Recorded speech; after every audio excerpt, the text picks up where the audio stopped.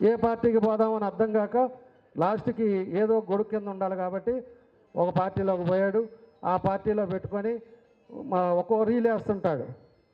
10 రోజుల్లో నాకు ఎమ్మెల్సీ వస్తుంది, 10 రోజులు అయిపోయిన తర్వాత నాకు మంత్రి అయిపోతున్నా. ఆ తర్వాత 10 రోజులకేమో నేను మళ్ళీ పార్టీలో 4 జిల్లాలకు హెడ్ అవుతున్నా. నువ్వు అక్కడ ఆడుకునేవాడు ఆడుకోక జిల్లాని సర్వనాశనం చేసి, ఒంగోలుని సర్వనాశనం చేసి, ఇంతమంది మీద కేసులు పెట్టి ఏంది ఈ పరిస్థితులు అనేది అర్థం చేసుకోవాలి.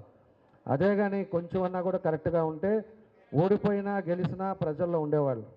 అది మనం గుర్తుపెట్టుకోవాలి. 5 సంవత్సరాలు ఇవాళ నేను మంత్రిగా ఉన్నాను, నేను ఎమ్మెల్యేగా ఉన్నానని విర్రవీగితే ఊరు వదిలిపెట్టి వెళ్ళే పరిస్థితులు, ఇవన్నీ కూడా ఒక లెసన్ అని చెప్పి కూడా ఆయన గురించి మాట్లాడాల్సి వచ్చి మాట్లాడుతున్నా. ఎందుకంటే మనం విమర్శించేది కాదు, విమర్శించడం వల్ల ఉపయోగం ఏముంది?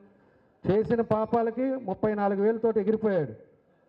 కాబట్టి ఆయన ఎందుకు రాలేకపోతున్నాడు అనేది ఆయన చేసిన తప్పులు, ఆయన చేసిన పనులు, ఆయన చేసిన దానివల్ల మహిళలను కొట్టించాడు. మన సీనియర్లు మనవాళ్ళు 2-3 మహిళలను కొట్టించావు, మళ్ళా మనవాళ్ళ మీద కేసులు పెట్టించావు. ఈ పాపాలన్నీ ఉరకనే పావు. పాత రోజులంట వచ్చే జన్మ అనేవాళ్ళంట.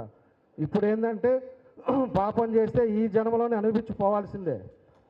కాబట్టే జగన్ గారు చేసిన పాపాలకి తల్లి పక్కెళ్ళిపోయింది, వాళ్ళ చెల్లెలు పక్కెళ్ళిపోయింది, నువ్వు ఉండేవాడి ఒక్కడివి. అదొకటి మినిమం. డబ్బులు పెట్టుకొని డబ్బులు సంపాదించి మనమేం తినాం. డబ్బులు ఎంతవరకు కావాలో, ఎంత పర్మిట్ కావాలో అంతవరకే సంపాదించుకోవాలి. నువ్వు ఇష్టారాజ్యంగా చేసుకొని అందరినీ దూరం చేసుకొని నువ్వు చేసిన కార్యక్రమాలు ఇవి అని చెప్పి కూడా నేను తెలియజేస్తున్నాను.